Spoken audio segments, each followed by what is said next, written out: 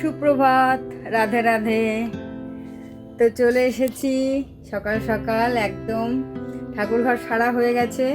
ঠাকুরঘর সেরে চলে এসেছি রান্নাঘরে। বিছানাপত্র তোলা হয়ে গেছে, অনেক কাজকর্মই হয়ে গেছে। অনেক সকালে উঠেছি, আজ 6টা 21-এর মধ্যে পালন করতে হবে, তাই অনেক সকাল সকাল উঠে সমস্ত কাজকর্ম করে রেখেছি। ভগবানের পরমান্ন করে, পরমান্ন সেবা দিয়ে, তারপরে হচ্ছে পুজো টুজো করে তুতানের ভাত বসিয়েছিলাম স্কুল যাওয়ার জন্য, কিন্তু স্কুল তো গেল না, বললো যাবো না, ভালো লাগছে না। তো ওই জন্য স্কুল গেল না ও। তো তারপরে আমি পুজো টুজো করে উঠে বিছানাপত্র তুলে সমস্ত কাজকর্ম করে গাছে জল দিয়ে এসে তারপরে যে জল খাবার করছি। চলো কি জল খাবার করছি তোমাদের সাথে শেয়ার করি, দেখাই তোমাদেরকে।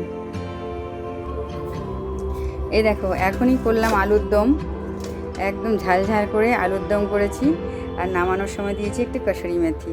তো হয়ে গেছে, এটা ঢাকা দিয়ে রেখেছি। আর এখানে হচ্ছে কড়াই বসিয়েছি, কড়াই গরম হয়ে গেছে। আর এই যে পরোটা বেলে নিয়েছি, পরোটা ভাজবো। দুটো গোল করেছি আর বাকি সব 3 কোনা পরোটা করেছি। তো এই তো কড়াইয়ে তেল দিয়ে এখন পরোটাগুলোকে ভেজে নিই। আর সকাল সকাল ব্রেকফাস্ট রেডি, মোটামুটি 10টা বাজে। তো আলুর দম পরোটা আজকে ব্রেকফাস্টে।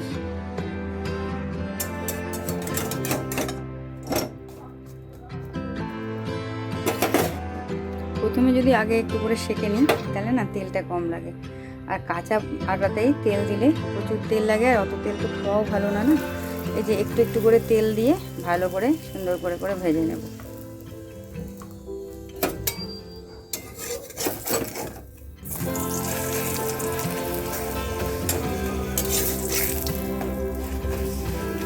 চলো এইভাবে পরোটাগুলোকে ভেজে রেডি করি। এই যে বন্ধুরা, আমার প্রায় ভাজা কমপ্লিট। তখন তোমাদেরকে দেখালাম যে ভাজবো, এখন মোটামুটি ভাজা কমপ্লিট হয়ে এসেছে। তো আর কয়েকটা আছে, 2-1টা আছে, ধীরে ধীরে সব ভেজে নিচ্ছি। এইবারে খেতে দেবো সবাইকে, হয়ে গেলেই জলখাবারটা মিটলে রান্নার দিকে যাব। কি রান্না করব দেখি। রান্না নিরামিষ রান্নাও হবে, আমিষ রান্নাও হবে, দুটোই হবে আজকে। দ্বাদশী যেহেতু, আমার জন্য নিরামিষ কিছু করব, আর ওদের জন্য একটু লাস্টে মাছের ঝোল করে দেবো। তো এই তো আগে সকালের পর্বটা মিটুক, তারপরে দুপুরেরটা করব। তো রান্নাবাড়ি সব কমপ্লিট হয়ে গেছে।